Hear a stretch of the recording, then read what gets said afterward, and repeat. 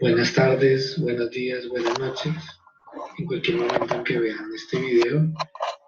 Hoy vamos a trabajar el tema del ciclo y la renta permanente aplicadas al consumo en macroeconomía.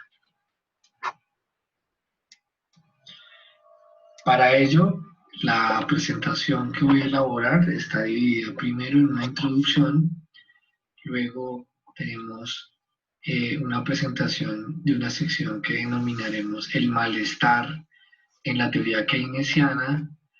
De terceras va la teoría del ciclo vital de Franco Modigliani. Digamos, en una cuarta parte o sección vamos a trabajar la teoría de la renta permanente de Milton Friedman. En quinto lugar estarían las conclusiones y sexto, las críticas o los comentarios en contra a estas teorías. Entonces, respecto de la introducción que vamos a elaborar, pues lo primero que se tiene que mencionar es que alrededor de estas dos visiones del ciclo vital y la renta permanente, que son los temas de esta sesión, pues hay una base filosófica alrededor de qué es lo importante en el análisis de economía. Y eso digamos, se presenta en las escuelas filosóficas entre lo que sería lo permanente y lo transitorio. Entonces, no sé si han escuchado la historia de Heráclito, la del río, que el río cambiaba, no era el mismo, y Heráclito tampoco, pero pues la idea del río permanecía y la idea del ser también. Entonces, cuando uno dice que algo permanece, que algo no cambia, entonces parece que hay unas escuelas de pensamiento que consideran que es de allí de donde se desprende el real conocimiento y que lo transitorio pues no es, digamos, eh, sujeto de investigación. Entonces, este tipo de palabras, sobre todo va a aparecer la idea de la renta permanente de Friedman y también va a meter la parte transitoria.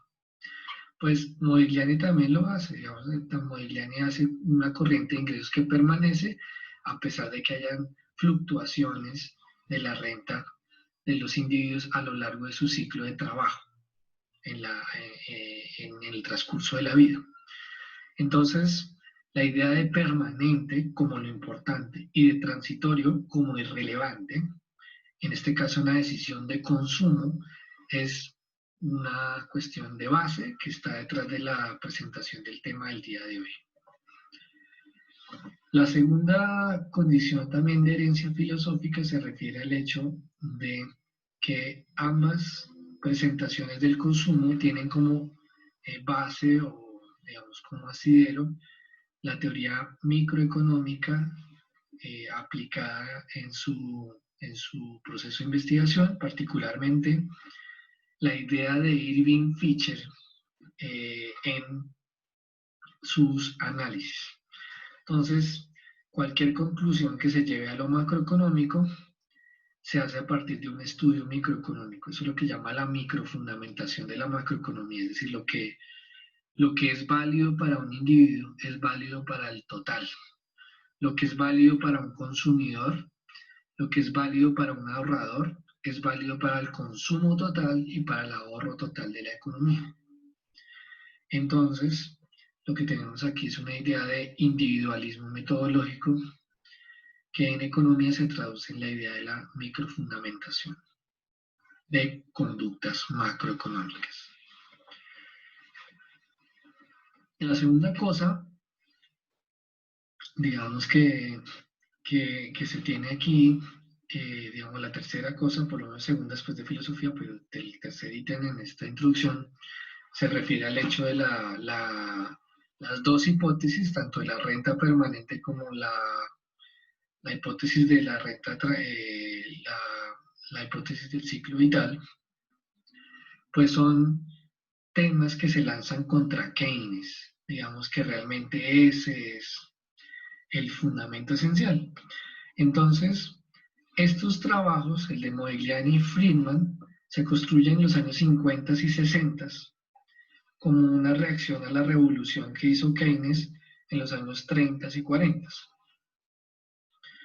Lo que van a hacer estos autores, Modigliani y Friedman, es decir que Keynes está equivocado y que deben volver a la explicación de la microeconomía previa a la revolución de Keynes en su teoría general, y esa idea anterior es la idea de Irving Fisher. Entonces ellos buscan en Irving Fisher un precedente para elaborar sus teorías del consumo y criticar a Keynes, pues porque para Keynes, como ustedes saben, la idea de, digamos, el multiplicador, o sea, que el aumento del consumo afecte la demanda y la demanda aumente la producción y el ingreso, pero cuando aumenta el ingreso, también aumenta el ingreso de las personas y pueden consumir más, y si se consume más, hay más demanda, y si hay más demanda, hay más estímulo para producir.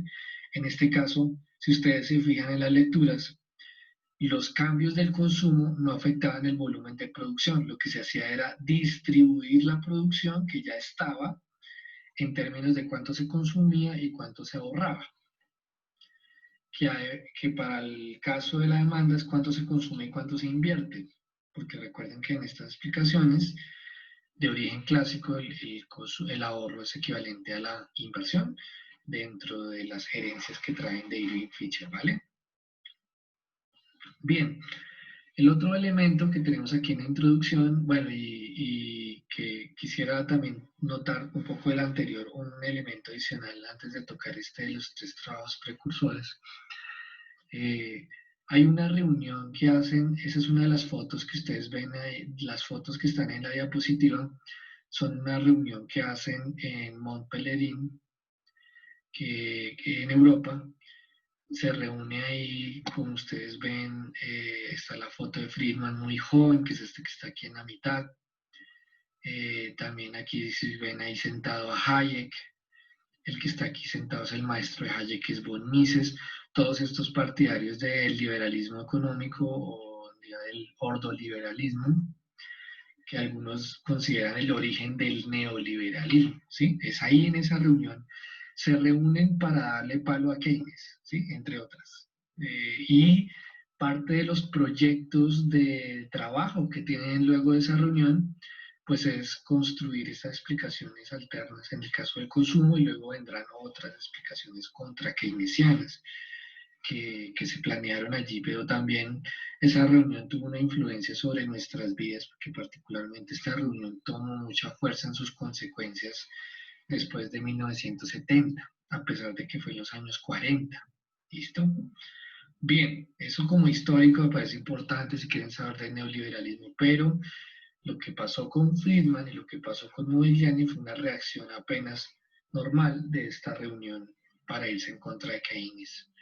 Luego tenemos, como les decía, tres trabajos que realmente refuerzan esa crítica a Keynes, que es el de Kuznets, el de Brady y Friedman, y uno de Reid, que además no está publicado, dice Modigliani en el paper que sugiero para la lectura, o uno de los papers que sugiero para la lectura, el del año 86, y digamos que en ese paper hablan de renta permanente y transitoria, que fue lo que terminó haciendo Friedman en su teoría. Y Friedman se le acusa de haber plagiado la tesis doctoral de Kerry sobre moneda. En esta cuestión de curvas de Phillips también se plagió lo que hizo Anna Schwarz. Y en este caso yo no sabía, digamos, la denuncia que hace Modigliani. Modigliani dice que Friedman, no dice nada de Friedman, pero dice, vea, hay un precursor que no fue publicado en Friedman, fue el que terminó colocando eso como lo suyo. Entonces, digamos, como que hay una aura ahí enrarecida sobre los trabajos de Friedman siempre, y siempre con mujeres, ¿no? Lo otro es que estos trabajos, como les mencioné, reencauchan a Irving Fisher, como les mencioné ahora.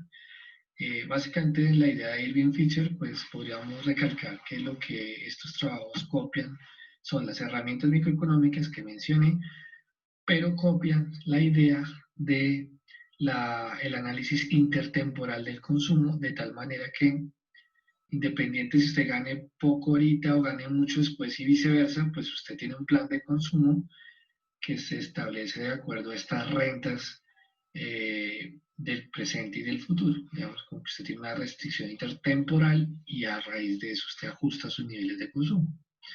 Entonces, eso lo van a aplicar Friedman en el ciclo y Modigliani en la idea del ciclo de vida. Digo Friedman en el ciclo, pero agregado de la economía, auges y recesiones.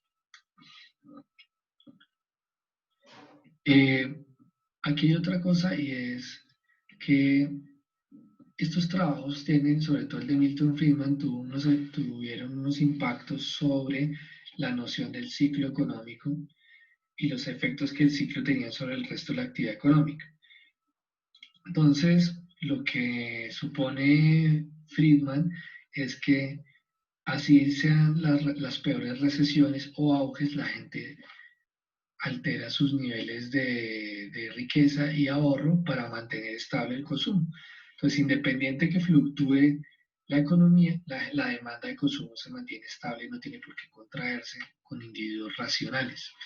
Entonces, lo que dicen es que el ciclo no cuenta y que al final el ciclo termina siendo una fluctuación alrededor de una tendencia que no afecta a esa tendencia. Digamos que de eso vamos a discutir más adelante. También esto, particularmente el trabajo de Modigliani, va a tener unos impactos. Como ustedes vieron, el trabajo de Modigliani habla de cómo usted ahorra en un periodo 1 y termina desahorrando en el segundo, que es el caso típico de los fondos de pensiones o los sistemas de seguridad social para la vejez, ¿no? Entonces, teoría económica que termina influenciando la noción de cómo sucede el sistema pensional y cómo debería, digamos, explicarse alrededor de una relación racional de consumidores que hacen decisiones intertemporales de consumo y ahorro.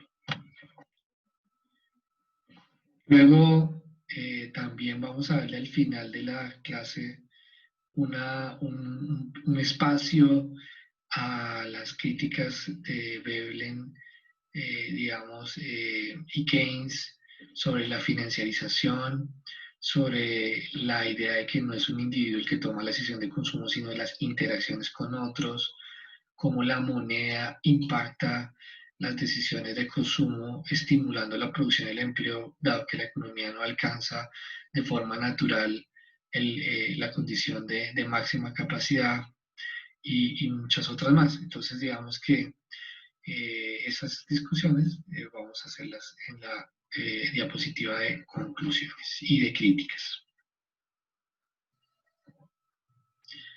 Esta primera sección ya del contenido se llama el malestar en la teoría keynesiana. Este malestar consiste en presentar la función de consumo keynesiana. Particularmente quisiera advertir que la función de consumo keynesiana que se presenta acá es la que ustedes aprendieron en el modelo ISLM, o sea que no critica a Keynes directamente, sino que la crítica va dirigida al ISLM. Como ustedes saben, la función de consumo es creciente, tiene un intercepto aquí que sería esta C constante, ¿cierto? Y en la medida que va aumentando, pues va consumiendo más de acuerdo a la propensión marginal a consumir, que estaría entre 0 y 1, ¿sí? Entonces, el lío, el problema que van a desarrollar como malestar es el siguiente. Entonces, lo que van a decir es que la propensión media a consumir, que sería la división entre el consumo que ustedes tienen acá, digamos, sería este punto aquí donde tengo el cursor, y ponen la C aquí a este lado, digamos lo que le corresponde a la función de consumo, y el ingreso que estaría acá. La división entre C y Y, pues digamos que sería esa. Y en la medida en que usted va aumentando, la proporción de C, miren si ustedes más o menos ahí como a ojo de buen cubero se dan cuenta, la proporción de C y Y, pues ahora es como menor. Entonces, lo que está pasando es que como el ingreso crece 100, pero el consumo, por ejemplo, crece 50, dado que la propensión marginal a consumir es 0,5, en un ejemplo hipotético. Entonces, el ingreso crece a una velocidad más rápido que el consumo. Entonces, en la medida en que se desplaza a un nivel de ingreso Y más grande, la proporción de C y Y se va haciendo más pequeña porque el denominador crece más rápido. Eso lo pueden ver cogiendo la función de consumo que tenemos acá y dividirla por Y. Entonces, cuando usted la divide por Y, pues le va a quedar C sobre Y, que es lo que hemos llamado propensión media a consumir. Va a quedar C constante sobre Y más la C pequeñita, que es la propensión marginal a consumir, que como es una función lineal, pues también es constante. Entonces miren que si aumenta Y y hay dos constantes, pues la propensión media a consumir debería declinar. ¿Y qué tiene que ver eso con el enigma? Entonces digamos que nos vamos a concentrar en ese punto en particular, es decir, la propensión media a consumir es decreciente en la medida en que aumente el ingreso, ¿sí? Y eso lo van a volver un problema en la teoría keynesiana. Recuerden ese pedacito que acabo de mencionar. Bien, entonces, en definitiva, lo que ya hacen es contrastar los críticos de Keynes. Van a decir, esto particularmente lo vieron en el artículo de Modigliani, más que en el de Friedman, pero Friedman pues obviamente comparte esto y en el libro de Friedman también en el capítulo 1 arrancan con esta presentación diciendo que de hecho lo que muestra es que la función keynesiana esa que acabo de mostrar es válida con los datos, pero solamente con un grupo de datos, no con todos los datos en todos los análisis que uno podría hacer. Entonces, ¿en qué tipo de datos la teoría keynesiana sí es válida? Entonces, para los críticos de Keynes, parece que, digamos, estas ideas de que la propensión marginal a consumir es positiva, que está entre 0 y 1, ¿cierto? Que además muestra esta idea que ellos concentran de que en la medida en que aumenta el ingreso, la propensión media a consumir disminuye, pues digamos que en definitiva se va a dar solamente para datos de corte transversal, que también lo vamos a llamar como va a ser solamente válida para el corto plazo. O sea, la función keynesiana demuestra validez empírica solamente en los estudios que hacen una toma de una foto en un instante de tiempo. Si ustedes recuerdan, pues la definición, digamos, de corte transversal, entonces aquí tomé esta de la Universidad Autónoma de Madrid, que dice que los datos de corte transversal o sección cruzada tratan de una muestra de individuos, hogares, empresas, ciudades, estados y muchas otras así comunidades de análisis tomadas en un momento del tiempo. Entonces, digamos, un ejemplo típico es las encuestas, ¿sí? Entonces, cuando usted en una encuesta revisa hogares que tienen más plata en un año o menos plata que otros, usted evalúa qué tanto de ese ingreso consumen. Y eso definiría su propensión media a consumir y su propensión marginal a consumir. Entonces, a lo largo de la muestra, manteniendo el tiempo constante, las familias que muestran un ingreso mayor tienen una propensión marginal a consumir cada vez más baja. O si se quiere, una propensión marginal a ahorrar más alta.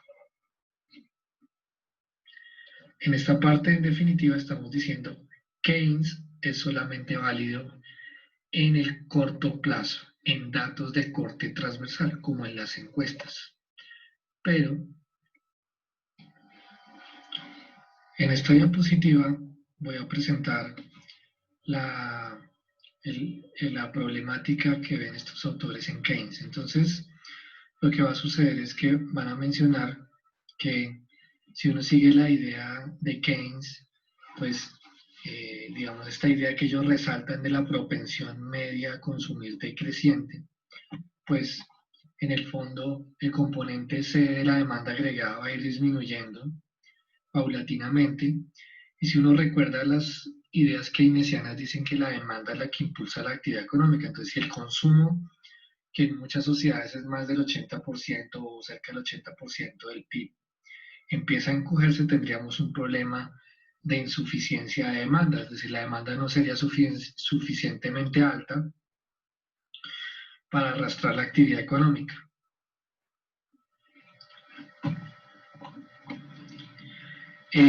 Esto lo representa Keynes, de hecho, en la teoría general como la paradoja de la pobreza en medio de la opulencia. Entonces, lo que dice Keynes es que en una sociedad pobre, por ejemplo, si el tamaño del pastel es este que están viendo ahí, el 80% del PIB es consumo y el 20% son otros componentes de demanda, inversión, gasto público o exportaciones. Pero cuando el PIB aumenta, o sea, cuando aumenta Y, cuando aumenta el pastel, el componente de consumo disminuye. Y entonces obviamente hay que compensar esta caída del consumo con otros componentes de demanda agregada para mantener la actividad productiva vigorosa. Digamos que por eso Keynes decía que había que mantener los espíritus animales de los empresarios, digamos, con expectativas buenas o hacer gasto público. Esa predicción que estamos deduciendo de que al final la economía se iba a estancar porque no iba a haber más demanda, pues terminó siendo no realidad, terminó siendo una mentira, digamos, empírica, de lo que dicen estos autores, porque lo que se encuentra es que la propensión media a consumir, de hecho, no caía, sino que se mantenía más o menos constante a lo largo de un tiempo largo en los datos de Estados Unidos. Entonces, cuando yo permito que el tiempo avance, la propensión media a consumir se mantenía constante. ¿Sí?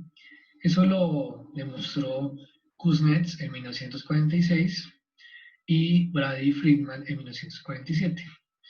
Demostraron que propensión media a consumir era constante a través del tiempo y no decreciente como había dicho la función keynesiana. Entonces, lo que tenemos es que parece que la teoría del consumo de Keynes es válida en los datos de corte transversal a corto plazo, pero no es válida en el largo plazo, donde emergen las fuerzas de mercado más potentes. Si recuerdan, entonces tenemos la definición de serie de tiempo, ¿cierto? Como una variable que se tiene en cuenta a través de muchos periodos con frecuencias como diarias, mensuales, trimestrales, anuales, y que vienen expresados en niveles, tasas, logaritmos u otras condiciones matemáticas. A lo que voy y fundamentalmente es que cuando Kuznets mete la variable tiempo cambiando de un año a otro, de un mes a otro, de un día a otro, la propensión media a consumir no decrecía en la medida en que el PIB fue aumentando en las sociedades. Y entonces tenemos una sospecha sobre Keynes. Parece que no responde a esta pregunta porque su teoría del consumo decía otra cosa. Esta parte de la explicación le queda grande a Keynes. Parece que entonces el modelo keynesiano termina siendo válido en el corto plazo, como dije ahora, y digamos que ignora las fuerzas del largo plazo donde la propensión media a consumir a través del tiempo permanece constante. En ese sentido, si uno vuelve a autores como David Ricardo o, digamos, Lucas, Premio Nobel de Economía recientemente, digamos, pues esos autores reconocen en el largo plazo la fuerza universal de la economía, la fuerza que equilibra los mercados. Es allí donde se encuentra la mano invisible de Adam Smith realmente. Entonces, es en el largo plazo donde usted debería concentrar su análisis y estudiar estas fuerzas inermes, ocultas, y presentarlas al público, en este caso para el consumo. Entonces, lo que estamos viendo es que Keynes se vuelve una teoría obsoleta porque explica parcialmente el fenómeno del consumo, de hecho termina siendo una teoría del consumo contenida dentro de otra más grande que hay que descifrar, que debe estudiar el análisis del consumo en el largo plazo, donde la propensión media a consumir permanece constante y que en este caso Keynes es inútil, digamos, a la hora de explicar ese fenómeno. De hecho, uno podría mencionar esta condición que digo acá, donde la propensión media a consumir se mantiene constante en el largo plazo, pues debería uno como hacerse a la idea de que si algo se mantiene constante durante más de 100 años, como esta línea naranja, entonces es porque hay una fuerza inerme que debe ser descifrada, como dije ahorita. Entonces el consumo debe centrarse en explicar esta línea naranja y no esta línea azul. Y la teoría que explique el consumo debería ser capaz de explicar ambas, no solamente una, ¿cierto? Pero lo más importante no puede dejarlo por fuera, que es esa línea naranja y que Keynes ignora completamente. En el caso de ideas similares, en el crecimiento económico ustedes se van a topar con la referencia a que la relación capital-producto permanezca constante también como un hecho estilizado en las economías desarrolladas. Y entonces las teorías del crecimiento van a tratar de explicar este fenómeno como el crecimiento balanceado. Esto, en el fondo, lo que dice es que la línea azul no afecta a la línea naranja, o sea que la tendencia a largo plazo no se ve, digamos, alterada por el corto plazo. Esto ha tenido unas connotaciones muy fuertes en la filosofía de la macroeconomía moderna, donde el análisis del ciclo desaparece para darle espacio a las relaciones de tendencias marcadas de largo plazo, como las que se deben estudiar. En esta parte se resume el problema al que Keynes y Fischer se enfrentan, según Modigliani y Friedman. Entonces, primero, Keynes parece haber resuelto la función de consumo que están viendo ahí, que tiene pendiente positiva y un intercepto convencional, como el modelo ISLM, una propensión marginal a consumir entre 0 y 1 y una propensión media a consumir decreciente en la medida en que aumenta el ingreso.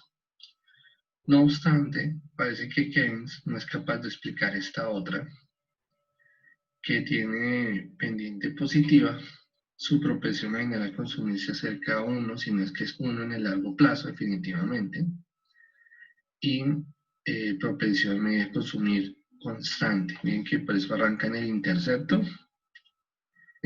no, en el origen, y va aumentando de a poco con una pendiente cercana, o si no, igual a 1. Esto, digamos, lo resuelve Fischer en el sentido siguiente. Entonces, si ustedes recuerdan el modelo de Irving Fischer de consumo intertemporal, pues decía que usted tenía una parte del ingreso consumido en el periodo 1 y una parte del periodo 2. Si usted ve un aumento en el ingreso en el periodo 1, es como si hubiera aumentado el ingreso de toda la vida, a pesar de que aumentó en el periodo 1. Entonces, como usted puede asignar ese aumento del ingreso entre el periodo 1 y 2, una parte la va a consumir en el periodo 1 y otra parte, la última parte, la va a consumir en el periodo 2. Por lo tanto, si usted tiene en cuenta ese aumento en el ingreso, pues va, y lo que consumió en cada periodo de ese aumento, pues va a tener una propensión marginal a consumir respecto de ese aumento inferior a 1. O sea, si el aumento fue de 100 traído a valor presente, 50 se lo va a gastar en el periodo 1 y 50 en el periodo 2. Por lo tanto, las propensiones marginales a consumir, digamos, de ambos periodos serían 0,5. Pero en el largo plazo usted se va a consumir todo, o sea que la propensión marginal a consumir de largo plazo es 1 y las de cortos plazos, la del periodo 1 y 2, va a ser 0,5, o sea, inferior a 1. Y ahí cumple la idea de ambas funciones Fischer. Y digamos que puede explicar la idea de la propensión media a consumir decreciente, en el sentido de que cumple con la idea de la propensión media a consumir de 0,5, digamos que ya lo hemos explicado antes, o sea, se parece a la de Keynes, pero en el largo plazo está mostrando que si aumenta así en el ingreso, aumenta así en el consumo, entonces la proporción entre ambas se mantiene constante. Este, digamos, ya es Franco Modigliani y su teoría de la hipótesis del ciclo vital, que es la primera que vamos a desarrollar dentro de este enfoque. Los puntos iniciales, como ustedes pueden ver, ahí está parte de uno de los papers que se consiguen en internet, como para reflejar el trabajo del profesor Modigliani. Algunos elementos esenciales, pues tenemos que, primero, Modigliani es muy enfático en decir que Keynes la embarra al decir que cuando la gente decide ahorrar más, la demanda agregada cae y eso afecta la producción y el empleo. Por el contrario, Modigliani cree que el ahorro es virtuoso, que el ahorro permite acumular capital, por ejemplo, y que además es el centro de la discusión sobre la que gira su análisis. O sea, a pesar de que esta teoría, igual que la de Friedman, son conocidas sobre el consumo juega un rol pasivo porque es el componente de demanda agregada que para ellos es simplemente algo que se redistribuye dentro de un PIB y que no incide en el PIB. Digamos, uno cuando decide cuánto ahorrar, entonces ya sabe cuánto consumir, pero la decisión está en cuánto ahorra. Entonces aquí, espero hayan entendido eso, yo demoré algún tiempo en entenderlo, y es que este modelo tiene un origen estrictamente clásico, anti-keynesiano, por el hecho de decir que el ahorro es la parte que de alguna manera se decide y después uno mira cuánto va a ir consumiendo. Digamos que la decisión fundamental es esa, ¿no? Entonces, para Modigliani, pues Keynes la embarra. Por supuesto, la hipótesis del ciclo vital gira alrededor de la microeconomía de decisión de agentes racionales que asignan intertemporalmente el ingreso para distribuir entre ahorro y consumo futuro, muy al estilo de Irving Fisher. Y además, podríamos decir que la hipótesis central de esta teoría del ciclo vital, pues dice que aunque el ingreso de la gente fluctúe en su ciclo de vida, el consumo puede mantenerse inalterado ante esos cambios. Entonces vamos a decirlo de varias maneras. La hipótesis del ciclo vital lo que dice es que a pesar de que el ingreso de las personas fluctúe a lo largo de su vida, el consumo no tiene por qué afectarse. Ahora, la fluctuación de ese ingreso a lo largo de toda la vida, en la teoría del ciclo vital, dice es que usted es como una máquina, entonces tiene un ciclo de vida laboral. La parte donde trabaja y la parte donde se retira. Pero a pesar de que tenga esas dos partes, que sería el periodo 1 y 2 en el modelo de Irving Fisher, y que usted observe que tiene un ingreso mayor cuando trabaja y uno cuando no, eso no tiene por qué afectar su nivel de consumo ni cuando trabaja ni cuando esté retirado. Va a mantener cierto nivel de consumo inalterado ante estas fluctuaciones del ingreso. Entonces esa es como la idea del ciclo vital, decir que usted tiene un ciclo de vida laboral y que a pesar de que ese ciclo tenga fluctuaciones en el ingreso, pues no tiene por qué afectar el consumo si usted decide ahorrar durante los periodos donde gane más, que se supone que es cuando trabaja, y desahorra en el periodo final. Por eso es que este modelo es muy utilizado en la idea de las pensiones, ¿no? También hay algunos papers, yo coloqué en la bibliografía algunos papers originales. Aquí está el de los dos primeros que hacen sobre esto, incluso son unos capítulos de un libro entre Bloomberg y Modigliani, y el que yo le sugerí para lectura, o que sugiero para lectura, que es el de Modigliani en 1986, que es un artículo donde él mismo resume su teoría. Por supuesto, el modelo Irving Fisher es un modelo de origen neoclásico, con asignación intertemporal de recursos que mantienen alterado el consumo y que se bandea con ahorros y desahorros para mantener esa condición estable de la demanda agregada. A su vez tiene un espíritu total anclado al modelo original de Irving Fisher, Y pues bueno, digamos, tiene todas las estructuras de ese modelo de Irving-Fisher. División micro, racionalidad de los agentes completa y perfecta, maximización de la utilidad, asignación eficiente del consumo intertemporalmente, etc.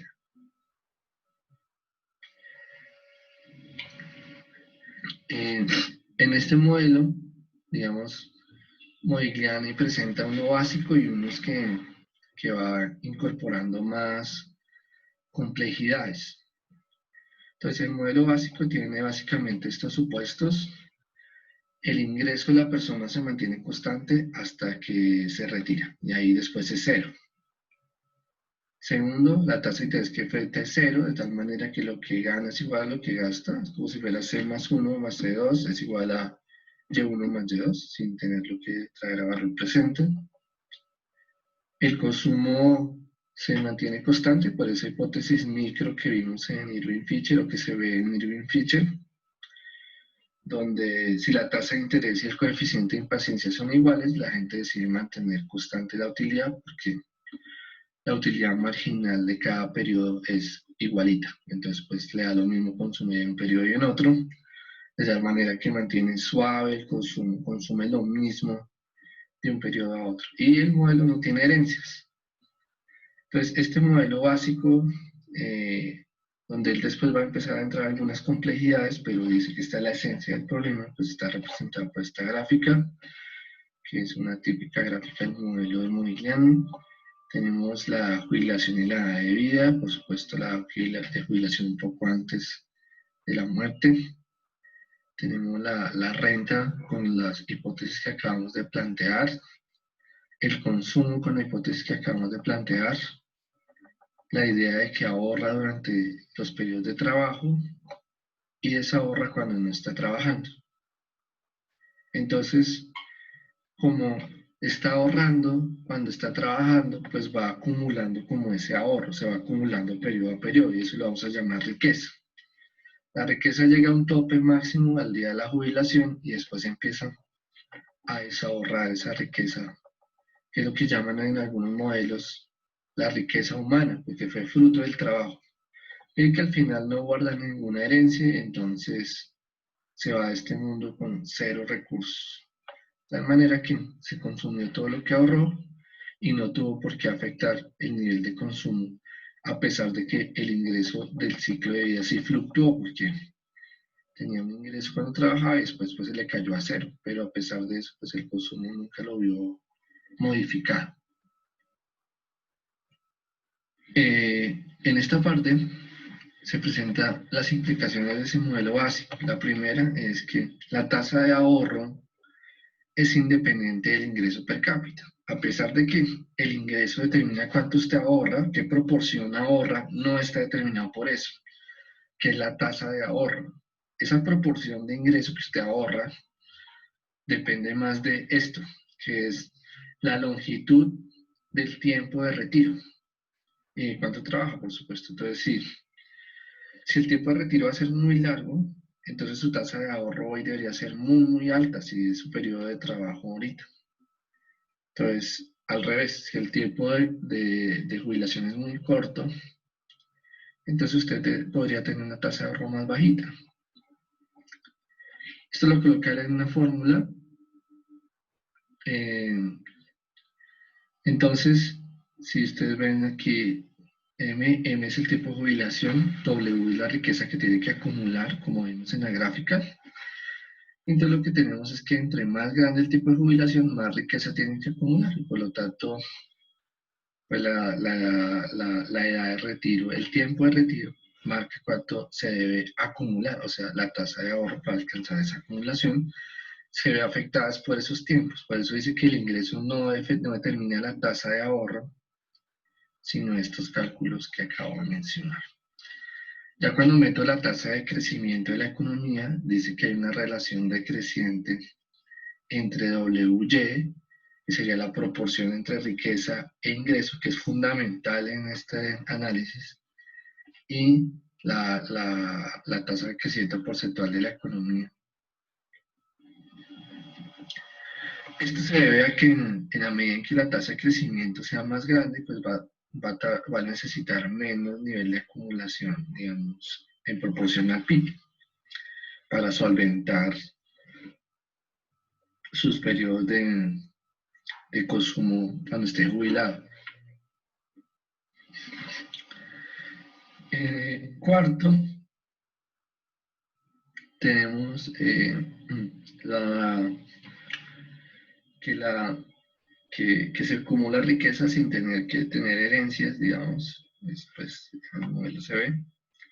La herencia puede aumentar la riqueza W, pero no es una condición pues, fundamental para tenerla. Quinto, las economías con diferentes tasas de ahorro no necesariamente, digamos, tienen que ver con los ciclos de vida. Entonces, a veces usted tiene economías, digamos, con niveles de ingreso similares, pero tasas de ahorro distintas, ¿cierto? Entonces, eso se refiere al hecho de otros factores que están involucrados allí por la determinación de estas características que acabo de mencionar. Luego, Modigliani mete un modelo de crecimiento económico con estado estable, digamos, con dinámica. Y allí encuentra un factor que para mí es como relevante. El primero, digamos, es que para aumentar la riqueza hay que aumentar el ahorro, eso ya lo vimos. Y luego saca esta fórmula, realmente es para decir que la tasa de ahorro de la que estábamos hablando es la proporción entre ahorro y PIB, ¿sí? Pero el ahorro es la variación de la riqueza, entonces pues eso lo coloca variación de W, y Y lo coloca aquí debajo, entonces multiplica y divide por W y queda todo igual. O sea que S sobre Y es igual a la variación de W sobre Y, ¿sí? Y él dice, la variación de W sobre Y es la tasa de crecimiento de la economía, que es este ρ, y W pequeñita es la proporción de la riqueza sobre Y. Entonces, lo que aquí podemos decir es que en el equilibrio, en estado estacionario, él cree que la tasa de crecimiento de la economía igual a la tasa de crecimiento de la riqueza, en este caso la de W, de tal manera que W sobre Y en el largo plazo va a permanecer constante. ¿Sí? Digamos que eso es una de las características de este modelo que van a ser muy relevantes, pero no lo olviden, ese pedazo es crucial. Y digamos que mientras alcanza la economía el equilibrio, pues pueden haber periodos donde W y Y cambien, pero en el largo plazo estas dos variables van a crecer a la misma velocidad, de tal manera que se van a mantener constantes. Otra forma digamos, de decirlo es que Y crece a la misma tasa que crece W, ¿sí? Entonces, en estado estacionario pues crecen a una tasa R, entonces pues si se divide esa misma tasa se va a mantener constante W sobre Y, pero W sobre Y es ahorro sobre Y, o sea que la proporción S sobre Y también debería permanecer constante.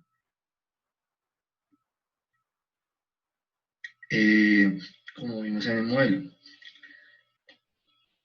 También tenemos que la tasa de ahorro es independiente de la tasa de crecimiento y sí más bien depende del tipo. Después de describir los modelos antes mencionados, particularmente el último que hace referencia al estado estacionario, que es un concepto de largo plazo, a Modigliani se le conoce también por esta función de consumo de corto plazo de su modelo básico. Como vamos a ver, pues en principio tendríamos variables como la riqueza, el ingreso que gana la gente por trabajar cada año, la cantidad de años que vive hasta la cantidad de años que trabaja. En este caso la cantidad de años que trabaja es R y la cantidad de años que vive en este planeta es T. Entonces, lo que se dice acá es que tenemos los recursos vitales, que sería los recursos que tiene para toda su vida, que en el modelo de Fisher sería como Y1 más Y2 sobre 1 más R. Aquí sería la riqueza que acumule más los ingresos que obtenga fruto del trabajo. Luego se determina que el consumo total estaría, digamos, explicado por la cantidad de recursos que tiene para vivir toda la vida divididos los años de vida. Entonces ahí uno tendría como un ingreso promedio para mantener el consumo estable, que es como un concepto preliminar de lo que Friedman va a llamar renta permanente. Entonces miren que si yo divido por T, va a quedar 1 sobre T por W más R sobre T por Y, y eso lo voy a denotar como alfa y beta, que es lo que aparece aquí en la parte de abajo, en la diapositiva.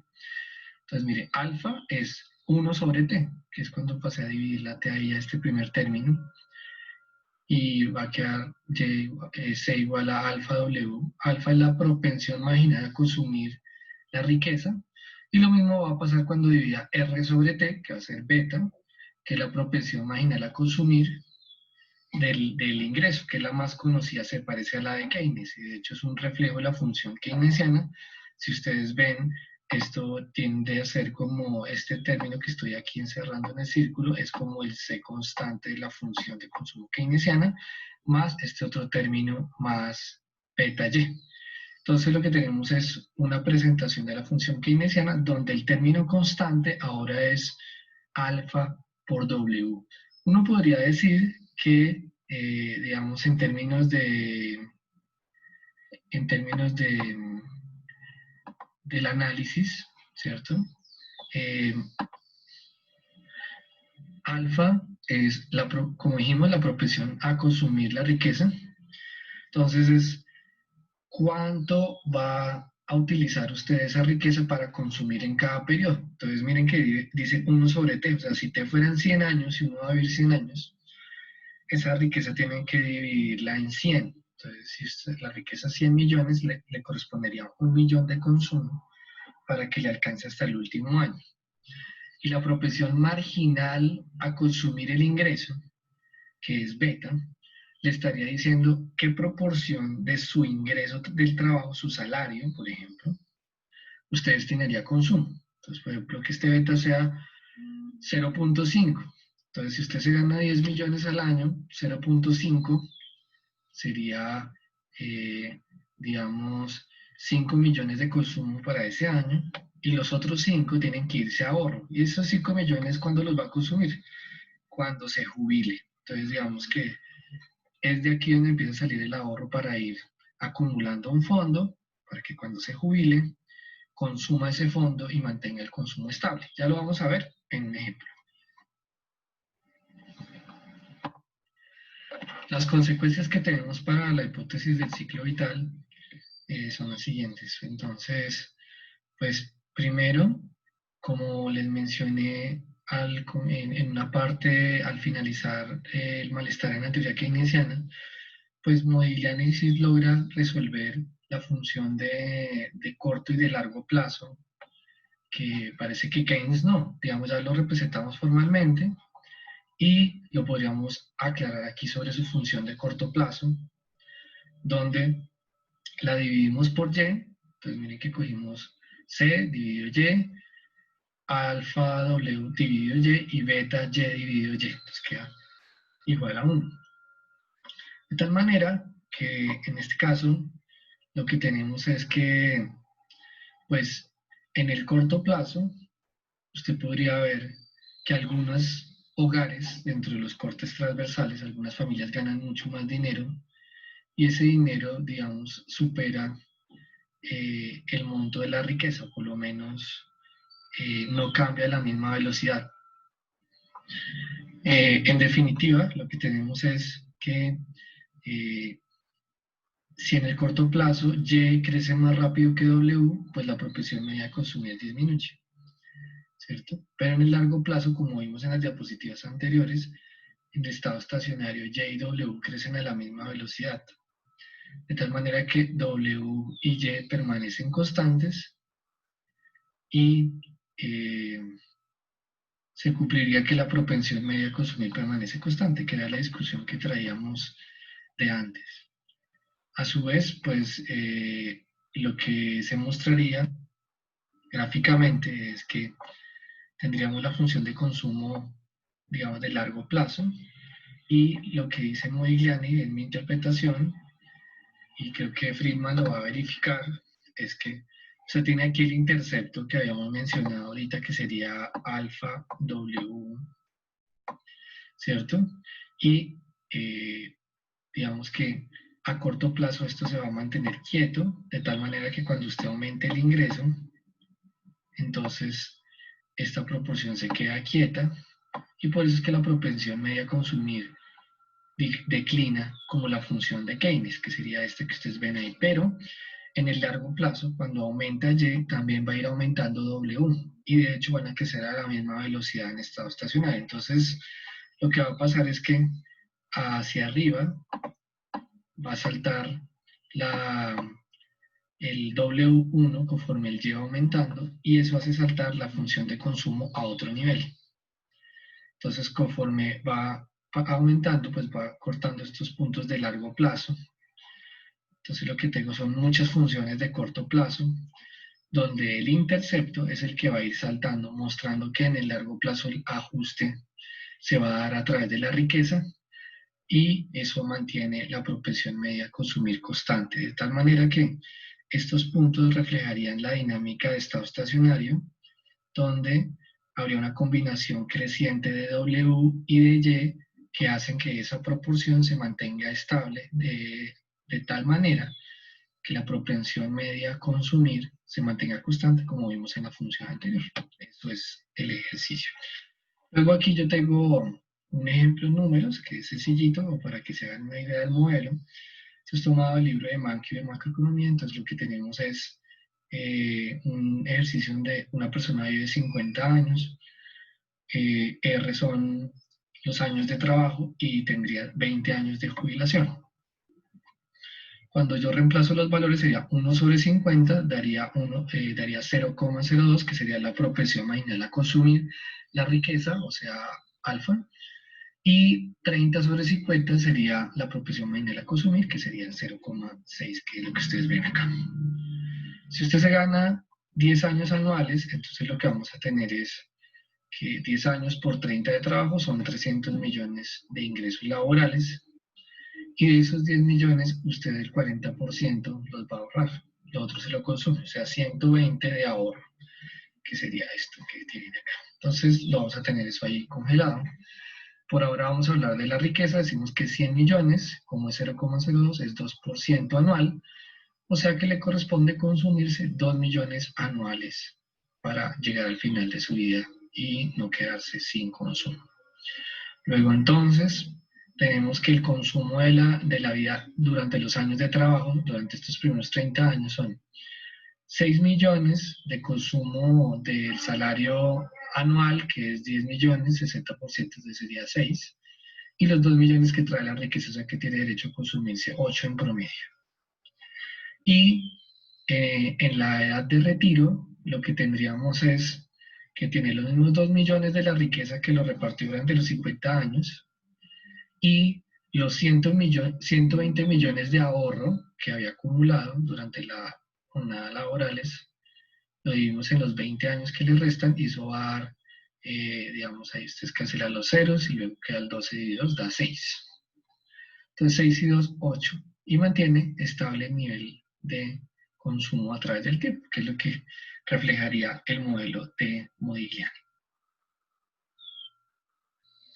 Bien, finalmente al modelo de Modigliani se le pueden adicionar todas estas cosas que vemos ahí. Se pueden incrementar el tamaño de los hogares, lo cual va a alterar el nivel de ahorro y decisiones de consumo intertemporal. También se puede cambiar el ciclo de ingreso, que no sea totalmente constante, sino que pueda ser una cosa creciente y luego decreciente, o de la manera que usted se imagine que sucede el cambio en el ingreso.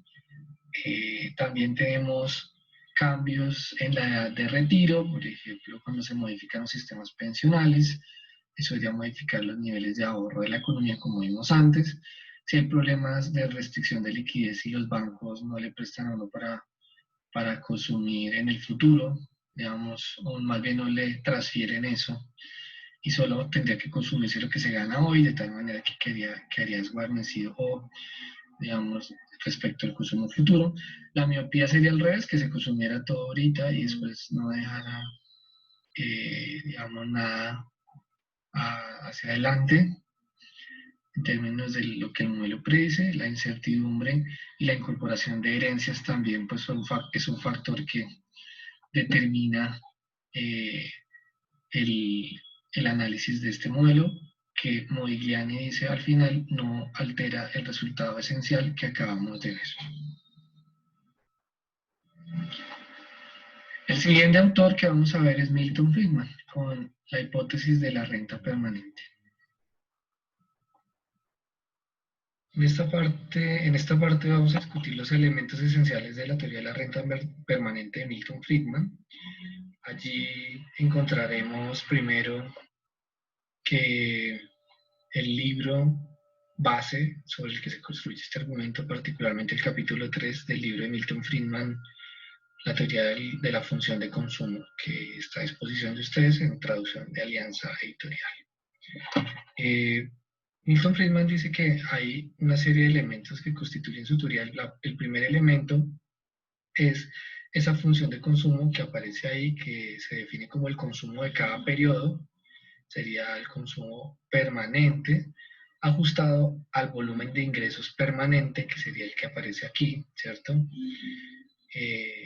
Y ese volumen de ingresos permanente es el volumen de ingresos que decide distribuir de forma intertemporal para satisfacer las características de interés y gustos y recursos puestos a su disposición. En segundo lugar y en tercer lugar, digamos que viene la misma, sería una distinción muy importante que hace Milton Friedman, y es que el ingreso, lo mismo que el consumo, y particularmente cualquier variable económica o serie de tiempo, está dividida estadísticamente en dos componentes, uno permanente y uno transitorio. Y lo esencial acá es decir que lo que permanece del ingreso, que ya lo vamos a definir, es una noción de la variable crucial para determinar variables económicas, es decir, que los individuos no toman decisiones de consumo, producción, demanda de dinero o ese tipo de variables cruciales en economía con respecto a variables transitorias, sino con respecto a la visión de largo plazo. Entonces, por eso él dice que el problema de los economistas keynesianos, ¿cierto?, es un problema de selección de la variable. Es un problema empírico, si se quiere, más que teórico. Para él el problema teórico no es tan importante como el empírico. Y el empírico lleva a errores teóricos y a confusiones keynesianas, digamos, si uno cree que es una confusión.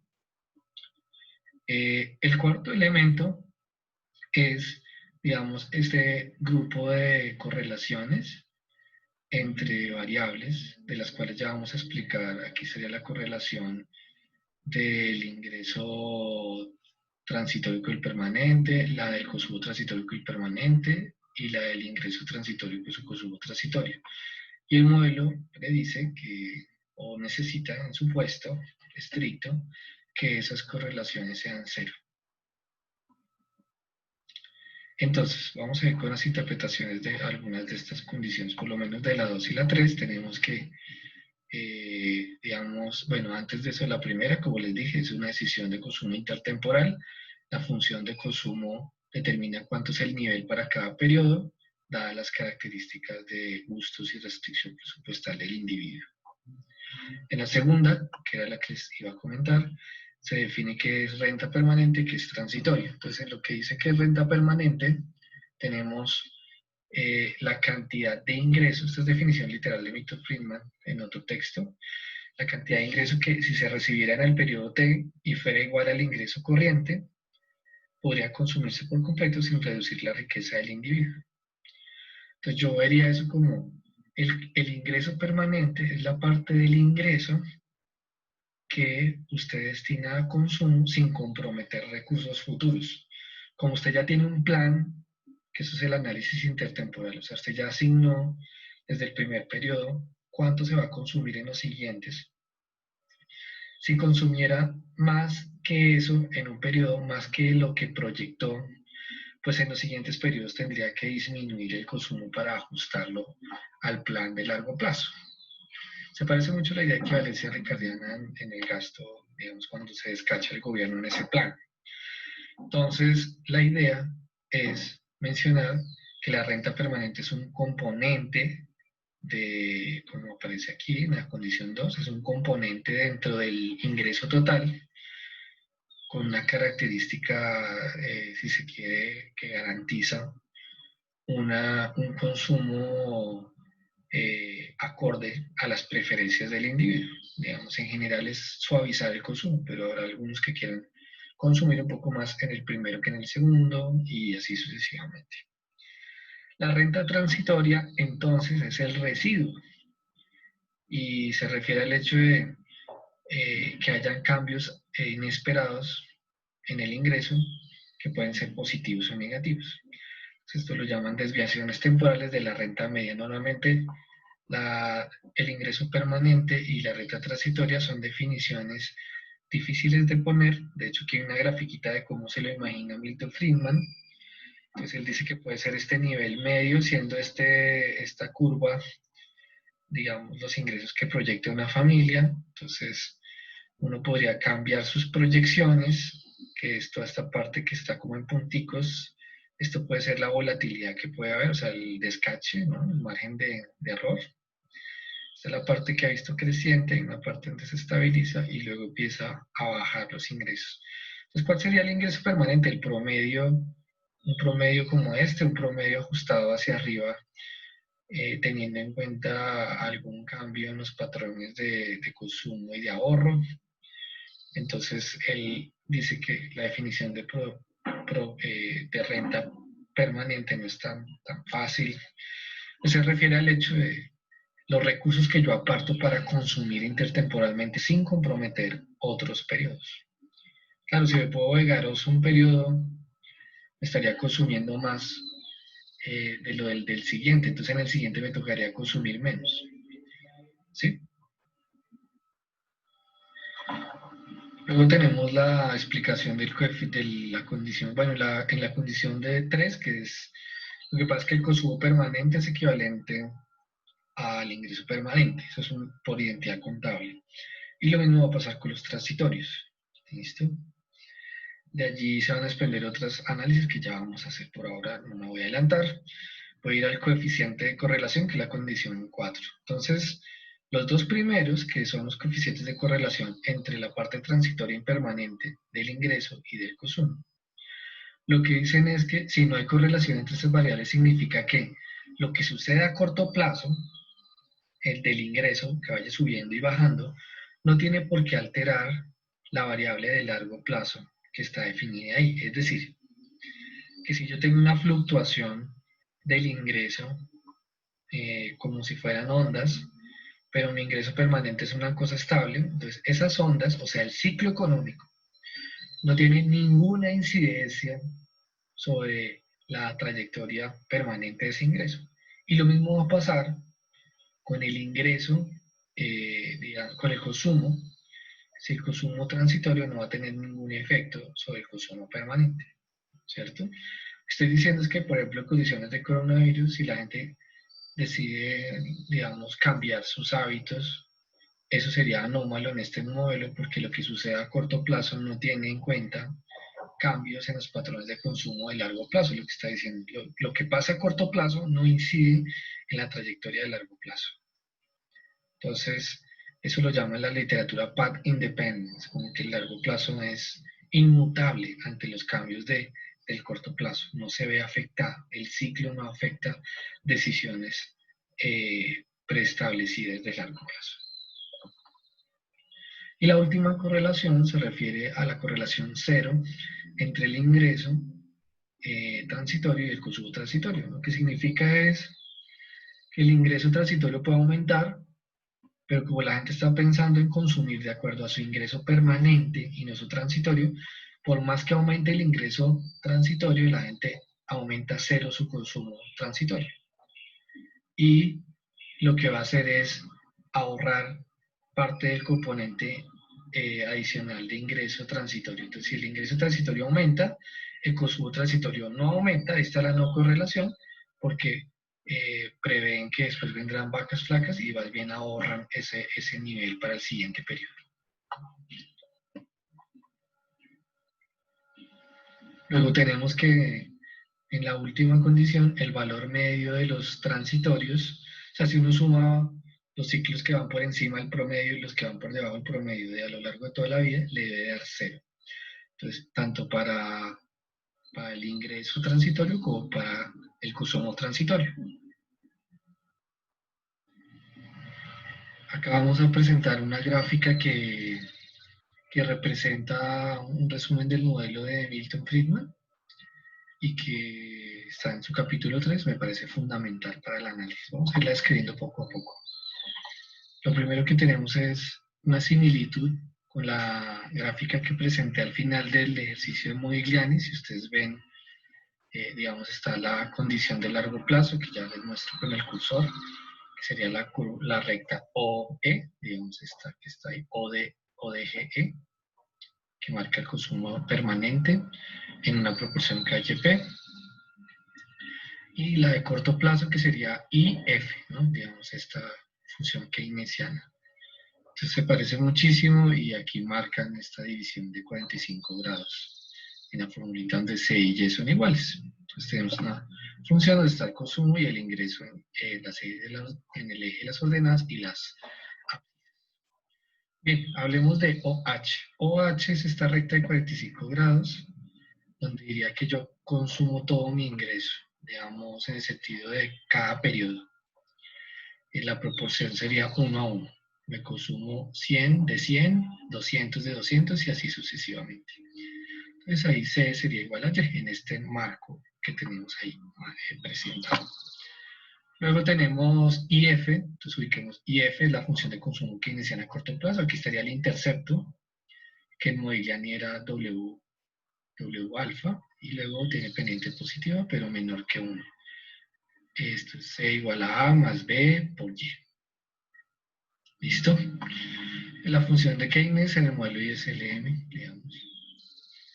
Luego tenemos la recta OE. La recta OE se refiere a la de largo plazo.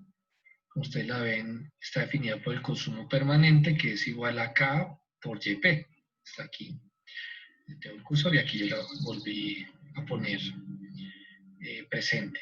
Miren que K no es exactamente 1, o si no daría sobre esta recta, lo que indica que en el largo plazo el individuo mientras trabaja podría estar pensando en ahorrar y luego desahorrar en un periodo futuro. Entonces esa idea de que en el ingreso permanente haya una proporción menor a 1 significa que está posponiendo para periodos más adelante el consumo total.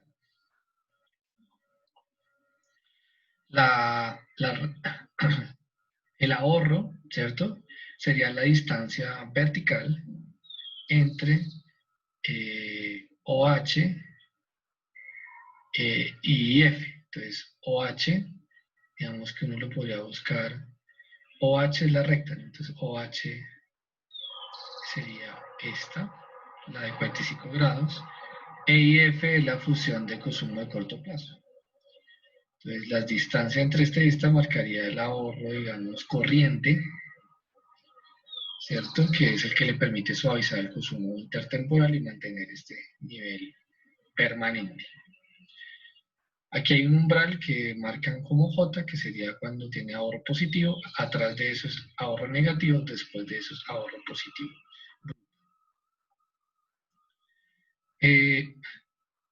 En F, si nos paramos en el punto F, que es parte del texto donde él dice, mire, si estamos en F, este sería el ingreso.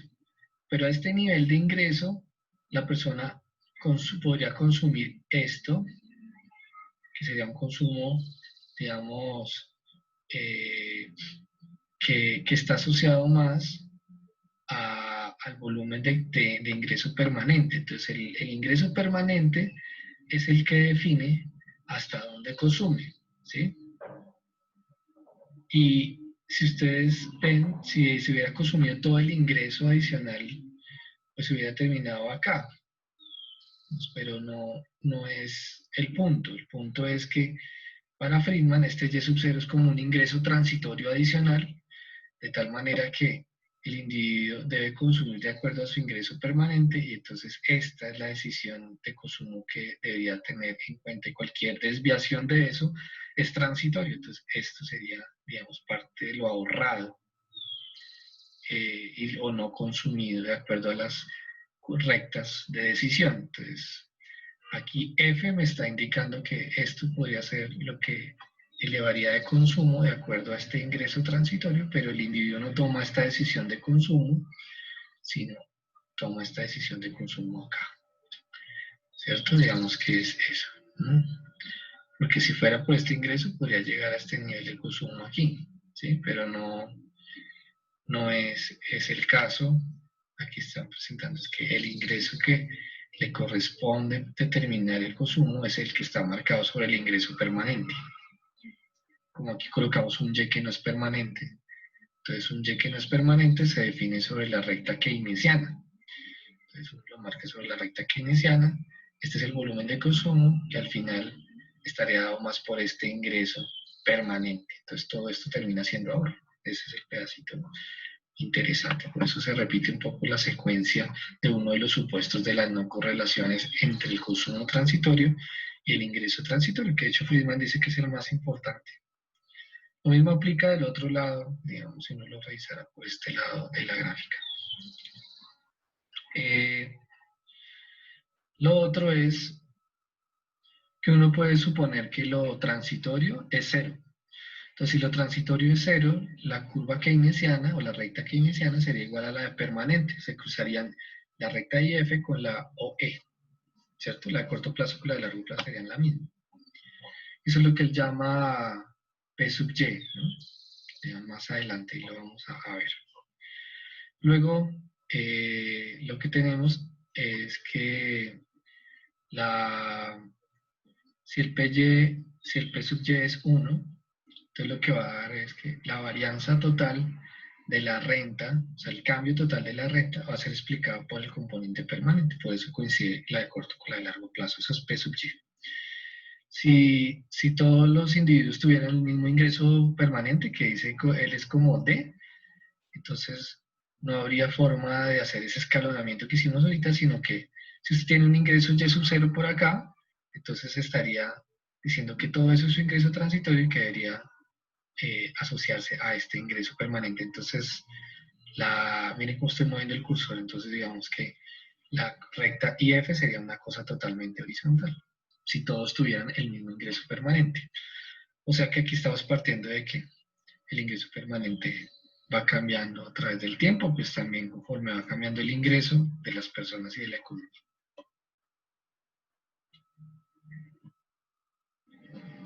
En esta diapositiva yo voy a presentar el modelo de Milton Friedman a partir de una regresión de mínimos cuadrados ordinarios, que él mismo plantea, pero que yo trato de explicar de manera más sencilla, siguiendo el libro de David Romer de macroeconomía avanzada. Entonces, se parte de una primera condición que dice que los individuos consumen todo su ingreso permanente, o sea que la variable que define el consumo es el ingreso permanente, no el transitorio.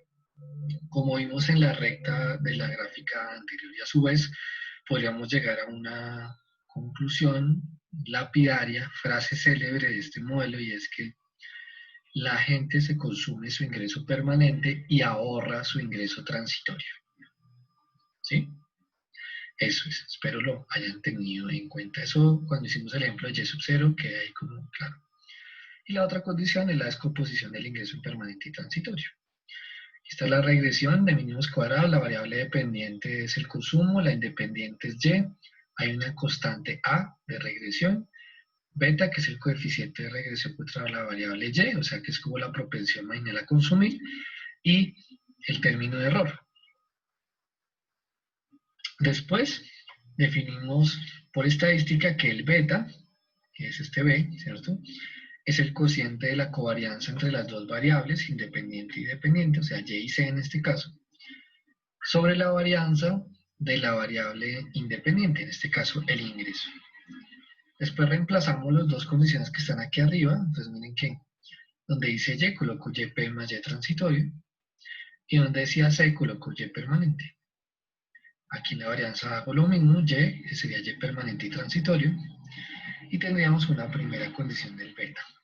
Después aplicamos dos supuestos, o un supuesto y una regla de covarianzas. El supuesto es que en la regresión el promedio de lo transitorio es 0. Entonces YT sería 0 y quedaría covarianza de YP de YP.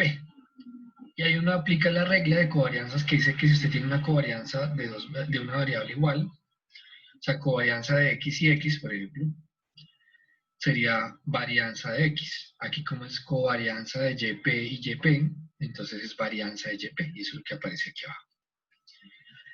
Luego hacemos una tercera cosa, que es aplicar una propiedad de varianzas, que dice que la varianza de una suma es la suma de las varianzas. La varianza de YP más YT es la varianza de YP más la varianza de YT. Y quedamos listos para que tomemos esta formulita, que me parece la que podemos hacer el análisis, concentrarnos en que primero es la propensión marginal a consumir, y que toma un valor de 1 o se acerca a 1 como la condición de largo plazo, cuando la varianza de la parte transitoria es 0. Entonces, cuando yo descuento el valor transitorio y asumo que es 0 en el largo plazo, pues su varianza es 0, ¿sí? Pues porque además se pueden anular unas con otras, las barriguitas por encima y por debajo los promedios. Entonces, lo que me va a dar es varianza de YP sobre varianza de YP, y la propensión marginal a consumir se va a parecer a la línea de 45 grados. ¿Listo? Y o sea, la función de largo plazo, en la idea esta que tenemos de distinción entre corto y largo plazo, al final de la sección de malestar en la teoría keynesiana. Segundo, podemos tener que beta está entre 0 y 1 como la función de Keynes, pero cuando la varianza del componente transitorio empieza a incrementarse. Entonces, cuando empieza a incrementarse, pues el denominador es mayor que el numerador y por eso da menor que 1. Y vamos a ver que va a ser beta más cercano a 0, o sea, la propensión marginal a consumir va a disminuir, o si se quiere, en este pedazo, la propensión marginal a ahorrar va a aumentar, ¿cierto?, conforme haya más varianza. Y más varianza es como más volatilidad. Entonces, en escenarios más volátiles, como tenemos aquí la gráfica de abajo, ustedes pueden ver la línea verde que es mucho más volátil que la línea roja, y hay una azulita bien tenue que es bien, bien estable. Entonces, en los escenarios donde los auges son muy, muy fuertes y las recesiones son muy, muy fuertes, pues yo tengo varianzas muy, muy grandes de YT, o sea, propensiones marginales a consumir muy bajas. O sea, propensiones marginales a ahorrar muy altas, ¿cierto? Y eso explica por qué la gente en condiciones de auge muy, muy fuertes toma precauciones para sortear las crisis, ¿no? Entonces, tienen una elevada, la propensión marginal a ahorrar viene por el grado de volatilidad de la economía y del ciclo de los ingresos de las personas.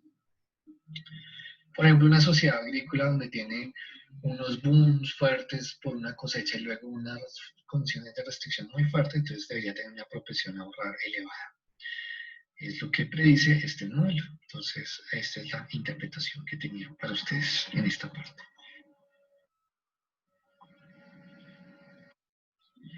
En esta otra sección vamos a ver el intercepto, o sea, lo que era A. El intercepto pues viene siendo la idea de la función de consumo keynesiana que está aquí al comienzo y el Modigliani alfa W. Entonces miren que si uno lo despeja de la estimación, pues como A gorrita, no a constante, sino a medios o a estimado, uno se parece más a esta gorrita que está aquí en el B, debería tener la A y la C, entonces A y C estimados, beta estimado y YT. Entonces recuerden que lo que uno se consume es su ingreso permanente, entonces reemplazamos C por YP, y a su vez reemplazamos Y por YP y Y transitorio. Recuerden que Y transitorio en promedio es 0, entonces lo quitamos y quedaría YP. Factorizamos y quedaría A es igual a 1 menos beta multiplicado por Y permanente. Ese Y permanente pues es el que define el nivel de consumo independiente del ingreso.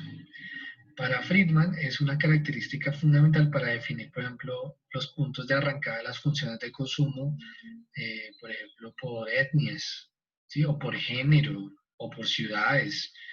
Entonces, ustedes saben que en Estados Unidos pues hay una segregación muy fuerte entre negros y blancos. Entonces él dice pues que en promedio esa segregación se caracteriza y se ve, se refleja en un ingreso permanente más bajo. Entonces, si usted sabe que la A está definida por el ingreso permanente, entonces los negros tendrían un intercepto más bajo que los blancos. Eso como en primer lugar. Y en segundo lugar, lo que tendríamos es pues que en la medida en que la propensión marginal a consumir sea más pequeña, pues esto será más grande. O sea que en un escenario más volátil, este intercepto se iría hacia arriba también, ¿no? De acuerdo a lo que hemos mencionado antes en las funciones aplicadas a corto plazo. Bien, la idea de la renta permanente también soluciona el enigma del consumo porque supone que en el largo plazo todo el aumento del ingreso se va a tener que ir a ingreso permanente, ¿cierto? Digamos, en el largo plazo el ingreso total y el ingreso permanente van a coincidir. Entonces, si aumentan en la misma proporción, la propensión media a consumir disminuiría. A su vez, uno podría tener que los ingresos, los hogares de ingresos a corto plazo, de ingresos elevados más grandes, digamos, tienen mayores rentas transitorias que los ingresos bajos. Entonces, digamos, en volumen. Entonces, el Y es mayor que el YP y por eso la propensión media a consumir disminuiría, ¿cierto? Digamos, y a largo plazo, como dije, YP y eso todo, pues cambian en la misma proporción. En ese sentido, lo que tenemos es que YP, como les dije, marca el consumo como variable fundamental y los Y transitorios apenas se elaboran. En esta parte vamos a ver entonces un ejemplo de cómo se resuelve el enigma del consumo por parte de Milton Friedman. Tenemos esta grafiquita que sería en la parte como de esta recta, sería el ingreso que permanece, y tengo la fluctuación del ingreso total. Entonces, cuando el ingreso total está por encima del promedio, significa que esto es lo transitorio. Cuando está por debajo, esto es lo transitorio, ¿cierto? De hecho, si ustedes lo piensan, más o menos tendría que el ingreso total, que es este Y que está aquí en rojo, tenemos el permanente, o sea que la diferencia entre Y, si usted le resta a Y el YP, que son estas barriguitas, pues le va a dar el ingreso transitorio, que es lo que usted ahorra o desahorra, ¿cierto? Se parece mucho al de Fischer, de ahorro aquí, desahorro aquí, para poder mantener constante el consumo que estaría marcado por esta línea que permanece. Esto es lo que determina el consumo, lo permanente, no lo transitorio. Y ahí está el meollo del asunto. Entonces lo que vamos a ver es lo siguiente. Tenemos que en el punto A, por ejemplo, cuando tenemos este auge, el ingreso total está por encima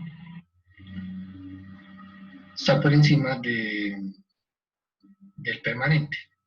Entonces, como el ingreso subió, mire lo que lo estoy reflejando aquí, estoy marcando con el cursor, pero el Y permanente venía a la misma velocidad, y el Y subió más que el YP, entonces la propensión media a consumir declinaba, eso es a corto plazo. Lo mismo pasa en el punto B, que es este que estoy marcando, donde se desahorra, porque en el fondo lo que tenemos es que hay una caída de Y y el Y permanente va subiendo, entonces va a aumentar la propensión media a consumir. Y ahí ustedes ven por qué decía al comienzo en la versión keynesiana que cuando aumenta el ingreso la propensión media a consumir disminuye y viceversa. Ahí estamos explicando la relación de corto plazo. Y a su vez estamos diciendo que las características de la economía del punto A y B. En el punto A de auge la gente ahorra, o sea que su ahorro sería positivo, y aquí está más la desigualdad, y B sería negativo, pues está ahí correcto, ¿vale? Entonces tenemos eso. Entonces, en esta parte vamos a tratar de comparar la hipótesis de la renta permanente con la del ciclo vital de Modigliani. Entonces, aquí tenemos que ambas son hijas del modelo de Irving-Fisher, por eso es que el consumo depende de un componente permanente o promedio a lo largo del ciclo de trabajo o a lo largo de toda la historia de la economía, digamos, lo que garantizaría que el consumo no se altere ante cambios cíclicos del ingreso vital o de la economía en su conjunto. Modigliani y Friedman respectivamente. Como les mencioné, aquí estarían los resumencitos de las dos posiciones a partir del análisis presentado antes. En las conclusiones tenemos primero pues que ambos modelos tienen una base microeconómica similar, como se ha mencionado, digamos, a partir de la idea de suavizar el consumo y asignar los recursos intertemporalmente para que, digamos, el individuo maximice su utilidad, pero Friedman y Modigliani utilizan este concepto de asignación intertemporal para decir que, independiente de la fluctuación en el tiempo del ingreso de las personas, sea por su ciclo de vida o por el ciclo económico, pues el consumo permanece inalterado porque está, digamos, fundamentado en otras explicaciones que no tienen que ver con el empleo o el ciclo económico, como dice Keynes. Entonces aquí se viene la idea de una crítica a Keynes, que es la otra conclusión, donde dicen ellos que la demanda agregada no tiene ninguna influencia sobre el Y, y si ustedes ven estos modelos lo que dicen es que usted ya conoce el PIB, presente y futuro, y tiene que asignarlo intertemporalmente. En cambio, Keynes dice no. Keynes dice, si usted decide consumir harto ahorita, entonces la demanda y el PIB van a ser altos ahorita y es probable que en el siguiente periodo también. Pero si no consume mucho ahorita, la demanda va a ser poca y la producción y el empleo también va a ser bajo. O sea, usted no tiene nada predeterminado, depende de la decisión que tome ahorita. En cambio, estos ya tienen como que ya se sabe la condición futura y usted lo que hace es asignar intertemporalmente esos recursos. Segunda condición de crítica a Keynes pues es que no son economías monetarias, como se dijo antes, como tiene la base en Fisher. Fisher no tiene dinero ni sistema financiero, y son sistemas de asignación intertemporal desde el propio agente o máximo entre una familia y un empresario, que aquí no hemos centrado con la figura del empresario, como se comentó en Fisher. Por supuesto, la otra crítica a Keynes es la muerte del ciclo económico, es porque, como mencioné, las fluctuaciones del ingreso no alteran el consumo y a su vez el consumo no altera el volumen de producción. Entonces es como acabar con Keynes. A su vez, estos modelos le dan una gran prioridad al ahorro más que al consumo. Por eso son de origen clásico y, digamos, su naturaleza anti-keynesiana. Las críticas no quedaron animadas, entonces voy a usar el cursor. Entonces, la primera es que hay que aclarar que el ahorro no es financiamiento, ¿sí? O sea, que digamos que en estas teorías cuando se ahorra, se supone que eso se va a transformar en inversión de una vez. Entonces es una idea de economía primitiva donde usted guarda cereal y lo siembra, lo reproduce y luego lo entrega. Entonces el ahorro se transforma en inversión de inmediato, en una economía agrícola, sin dinero y sistema financiero. Entonces lo que puede pasar es que una sociedad no ahorre, pero su sistema financiero sí le dé crédito a los empresarios. O sea, el ahorro no tiene nada que ver con el crédito que otorgan los bancos, porque los bancos pueden crear dinero de la nada, no necesitan depósitos de personas que ahorren, sino pueden crear el dinero adicional sin ninguna base de la producción previa ni nada de eso, sino crean el dinero y le entregan a las empresas. O sea que el crédito y la deuda son el financiamiento y el ahorro es una identidad contable de Y menos consumo. La otra es una crítica que a Modigliani le causó mucho dolor y lo escribió mucho en el paper del 86, y es que no está de acuerdo con Keynes que cuando la gente ahorra, digamos, causa recesiones. Lo que pasa es que ahorrar es una versión virtuosa y todo lo que usted quiera, pero si todos ahorran y nadie gasta, pues las empresas no venden, y si no venden no hay producción y no hay con qué ahorrar porque nadie trabaja. Entonces esa es la crítica que le hacen a ellos desde la falacia de composición. Ahí me iría la cuarta, que es creer que lo que le pasa a un individuo le pasa al total. Por ejemplo, en el caso del ahorro. Es virtuoso para una persona, pero no es virtuoso para una sociedad capitalista en su conjunto. Si todos ahorran, al final nadie puede ahorrar porque pierden su empleo. Lo otro es que estos autores meten a Dusenberry, que es como un precursor, bueno, un precursor no, un seguidor, creo yo, habría que leerlo con más cuidado, pero de seguidor de Veblen, que es uno de los autores que vamos a ver la próxima sesión, o se va a ver, o uno debería ver, no sé. Veblen es uno de los autores que uno debería ver para criticar a Fischer, a Modigliani y a Friedman, porque ellos reconocen con Dusenberry que el consumo no depende de una persona, sino de esta persona cómo se relaciona con otros grupos sociales y trata de aparentar, y ese nivel de consumo le permite encajar socialmente. Y eso, digamos, que su maximización no viene del lado de la satisfacción personal, sino de la satisfacción colectiva y aceptación generalizada que tiene esta persona en un grupo particular. Entonces, se trata justamente de eso. Luego, o sea, no hay agente representativo, tiene que interactuar con otros, y ahí se le complica la idea a Fischer, a Modigliani y a Friedman de su microfundamentación.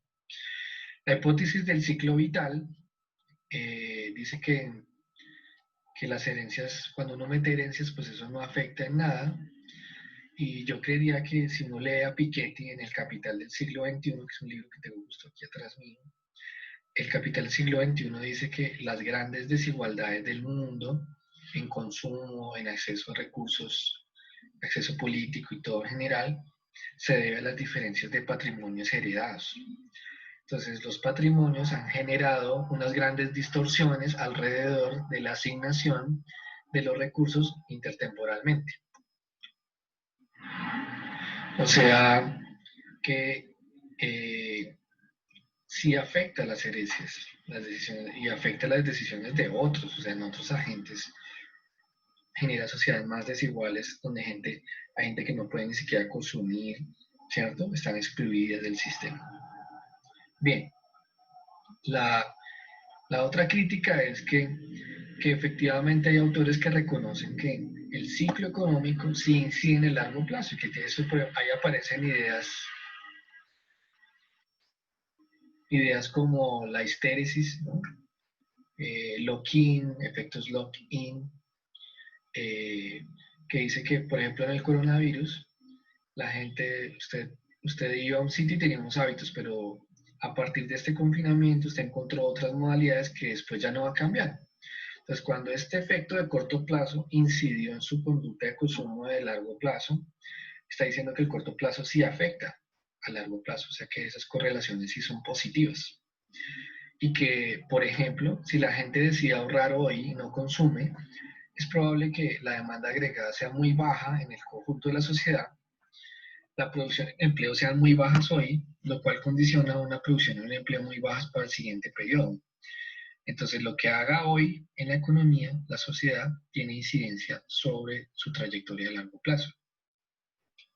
Por eso es que dicen que las políticas keynesianas no son solo de corto plazo, sino de largo plazo. Eso es muy importante, ¿no? Kalecki tal vez es el que mejor entiende eso.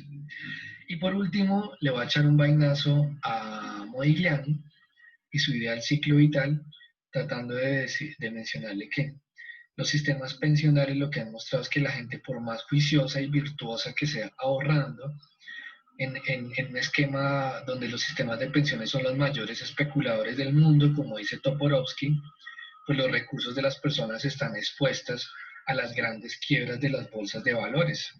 Entonces puede que una persona haya hecho su ahorro juiciosa y eso no garantiza que tenga una pensión digna, porque en el patrón de especulación, primero, está sometida a un elevadísimo riesgo que no implica que se le vayan a entregar, y segundo, en las rentabilidades financieras desaparece buena parte de la transferencia de la persona juiciosa. Entonces, por eso es que dicen que en algunos sistemas pensionales usted ahorra 8 millones mensuales y la pensión le sale por 2 millones. Y pues si hace proporciones de que ahorra 2 millones, entonces le van a llegar por ahí 800.000 de pensión. ¿Qué pasó con, o sea, la transferencia? ¿Qué pasó con la transferencia, digamos?